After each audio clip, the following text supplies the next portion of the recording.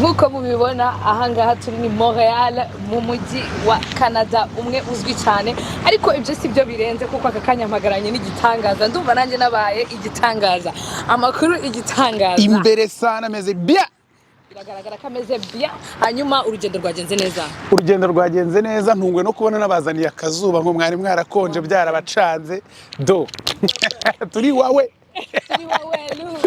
hanyuma ari abantu benshi cyane bafite amatsiko ugiye gukora tuwa kandi ishaka kumara n'igihe waba uteganya ko wazanahura n'undi w'icyamamara ari we Meddy cyangwa uzaba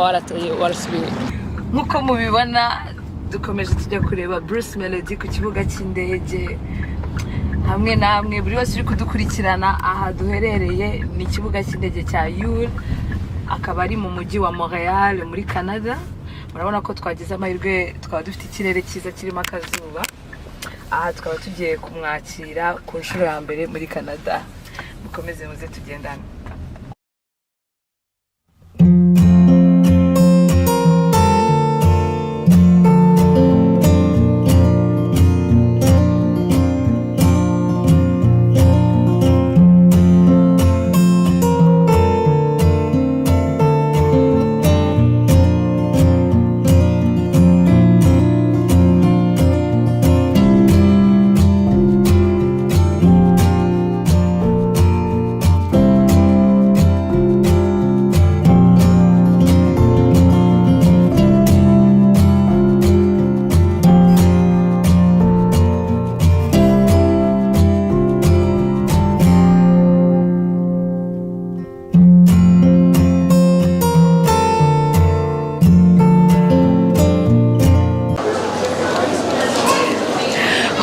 mwese mukurikiye Urugendo TV amazina yanjye ni Albina Sini umwamikazi wa mikoro anga duherereye nkuko mubibona inyuma yanjye ni Arrival tukaba turi mu mujyi wa Montreal Canada aho bashyikira abantu bose bagiye baturutse hirya no hino uyu munsi nakarusho wowe ukurikiye Urugendo TV ndagusaba ngo ukande kuri like ukande kuri comment ukande kuri share ukande kuri notification button na subscribe kugira ngo ukomeze ubone ibitangaza bikomeye cyane nkuko mubyumva uyu munsi tugiye kwakira igitangaza nta wundi ni Bruce Melody ku nshuro ya mbere muri Canada nanjye n'ubwa mbere ngiye guhura nawe ntababeshe mfite amatsiko akomeye cyane kuko agiye kudutaramira hirya no hino hatandukanye mukomeze mugumeho kuko mushaka kuzajya mumbona kenshi cyane dutembera hano muri Amerika ndetse no muri Canada no hirya hagiye hatandukanye tureba ibyamamare ni hamwe nanjye nizere ko namwe mumeze neza let's go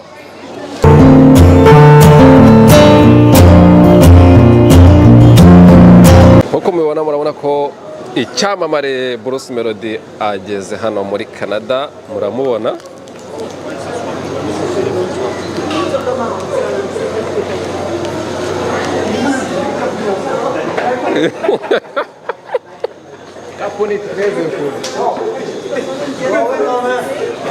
igitangaza karibu sara uriya bari kumwe akaba aka kanya nkuko mubibona murabona ko uriya umwakiri yari Eric wamutumiye hano muri Canada igitangaza imbere yacu tukaba tugiye kumwakira hamwe na Ndabyo for the first time bari kubaraje tufungira intango baba karibu cyane ndakubona Bruce Bruce Melody how was the flight hari kure umusaza hari kure urebye ni nk'amasangahe ni menshi ntago byakunze uko bwije buranake waketse ko ayobye ikaze cyane Bruce Melody muri kumwibonera ngo yuhu iyi ngiyi se iyi bling bling ni yuhu nyine cyane hanyuma abantu benshi cyane barakwiteze barakurindire hirya no hino mu mijyi hashyushye ndetse umuntu ari kwibaza ngo niki ubahishiye abari mu rugo bagiye kuri aka kanya bagende bagura inkweto nziza zidacika ubusa nk'izi nambaye se oya nk'izi nambaye ariko byenda kumera kimwe twajyanishije kabisa byenda gushaka inkweto nziza zidacika ubusa hanyuma ibintu mbateganyirije tujye duhura ku wa gatandatu mbereke babanza repete se oya ntibarepete bo bagenda bakora agasiporo igihe habe bagitunganyije ubundi imiziki tuzi hano tuyitange neza ariko mureke nanjye mbanzira nahareba urumva n'iki simpazi reka ngwerekeze twagiye kandi turagakomeza nyuma gufashe kangufashe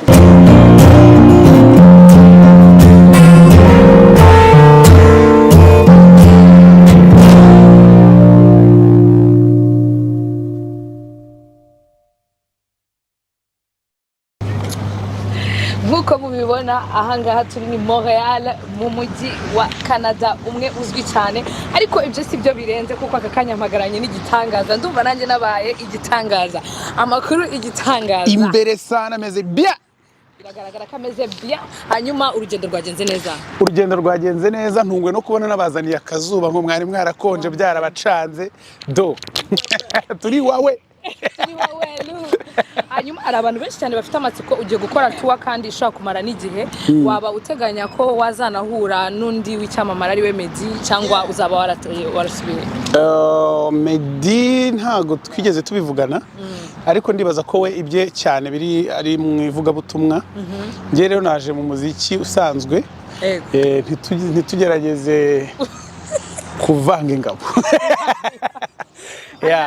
ariko dushobora guhura nk'abahanzi n'ubundi ni umujama wanjye ni inshuti yanjye ni umuvandimwe dushobora guhura tugapanga ngira indirimbo z'Imana rero nuko ntabibabwiye uvugisha ukuri ubwo nuko hanyuma hari na benshi bahise bibaza bati ese nimba Bruce Melody ashobora kuba azamara hano igihe waba uzagenda usura n'indi mijyi itari iriya twabonye kuri flyers birashoboka bavugishije abaorganije ibitaramo birashoboka ko twabikomezanya ariko ntago nzatinda cyane ubwo wenda umuntu ashobora kurenzaho nk'umwe cyangwa ibiri akazi kagakomeza kakagenda neza abantu badukunda tukabaha aradusakurije urumva abantu badukunda tukabahereza ibirori hagakomeza agashya cyane uravuze ngo gutinda cyane habayemo no gutinda benshi baravuga ati se Bruce Melody arahagera ariko muri kubibona ko hari ese ibyo wari urimo uhugiyemo mu Rwanda byari biki nabonye ari amatu agiye atandukanye bamwe bagukurikirana barabizi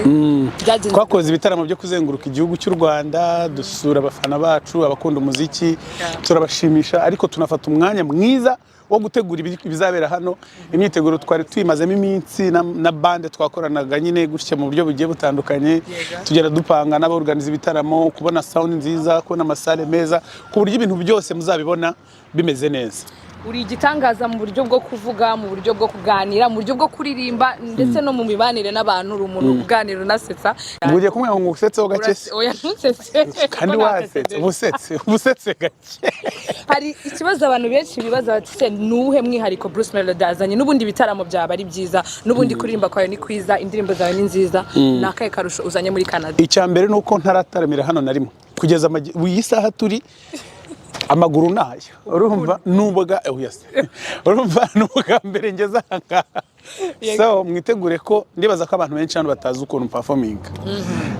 ni ibintu bidasanzwe mutarabona bitegure gute bitegure ko umuziki uzaba uryoshye mbere na mbere muzaze mufite gahunda yo kumva umuziki uryoshye muzaze mwiteguye kubyina kandi muzaze muzanye ibyishimo mwakuye mu rugo igice nimuzabizane byuzuye kuko ibisigaye mu bindekere nzabuzuriza abantu benshi tugana ku musozo bazi ko mu bitaramo haba ari kureba umuhanzi ya performinga gufata amafoto kuzatanga ifoto sinabaciriye harya umugani mu Giswahili ngo muntu ni muntu wa banki ngo n'umuntu w'abantu rero njyewe ndi umuntu w'abantu nkunda abantu ndahakwima ifoto se nkayishyira ko n'ubundi ntagenda nifotora batwara iyo foto rwose bazaze twifotoze tuganire byose bizagenda neza icyanyuma njyewe ntabwo nyandirimba mu busanzwe banyita Munyakazi hari impamvu babinyita kandi niko nabaye buriya ntabwo nyamperforming utunota duke nuvanga igitaramo nibura indirimbo yose wakunze uko wumva hari abantu baba bafite impungenge ngo ubuse ko nkundi wenda ikaba ari iya kera cyangwa se ko yari iya vuba indirimbo zose mwakunze nzazibaririmbira ntago nzahava mutishimye alright dusoza I don't want no drama just vibe my god I'm high but quariyo you know we party, that's for sure. Murabizi neza ko yahageze kuvuga ngo muri Ottawa, Montreal, Toronto, Vancouver. You already know. This is up. Buretse banza uvuge ngo yuhu.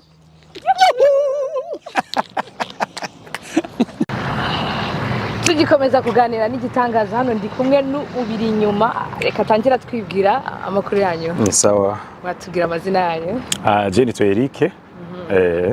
Ukaba utuye hano muri Montreal? Oya, ntuye mu gisagara cya Ottawa. Byagaragaye cyane ko ku ma flyers ya Bruce Melody igitaramo kiri buhere muri Ottawa. Ni gute wabyiyumviriye kwiyumvira Bruce Melody akaba ari utumira mu bahanzi bose bakomakomeye? Urumva Bruce Melody is one of the best artists dufise muri East Africa. He happened to be one of my best friend. Oh yeah? Okay. Urumva rero n'ukuri ndaryohewe cyane kubona namuzanye muri Canada kugira aje gushimisha abantu bo muri Canada nabo. Byari ibintu byoroshye kuba yaza? Byari byoroshye, twarabirondeye hama birakunda. Hama nibwo bwa mbere aje muri Canada. Hama nkuko mumuzi bamwita Munyakazi, yabateguriye ibintu bikomeye cyane. Twashaka abantu bose bazoze kumuraba, yabateguriye ibintu bihambaye cyane. All right. Hanyuma nakaye karusho kagiye kuba kagaragara, byagaragaye ko ku ma flyers handitseho Eric Groups. Ni iyihe uniqueness igiye kugaragara mu gitaramo cyateguwe nawe Eric? Twe mu bisanzwe ibintu byose tugerageza kugira ibintu byiza. Yego. So nk'uwo muhanzi mukuru wo muri East Africa tugomba kumutegura ibintu bimeze neza, VIP, ibintu byo biza biri top cyane. Right, Eric, ni iki cyanyuma wabwira abadukurikiye cyangwa se bari bubone ubu butumwa bwabategura? Twagomba juste kubamenyesha ko igiteramo cya mbere kizabera Ottawa itariki 26 uyu wa gatandatu. Asigaye juste iminsi 3. Igiteramo gikurikira ni Montreal itariki 1 ya November. Cya kabiri ni itariki 2 November Toronto. Hama igikurikira ni Vancouver itariki 9 November. Niba zamubwira uko byagenze ko bazamuha ifoto. Bazamwereka agafoto. Amatike barayabona kuri app twateguye kuri Tiction, ariko no ku muryango zizaba zihari, utazashobora kuja kuzigura online azayigurira ku muryango nta kibazo. Ikaze kuri mwese rero.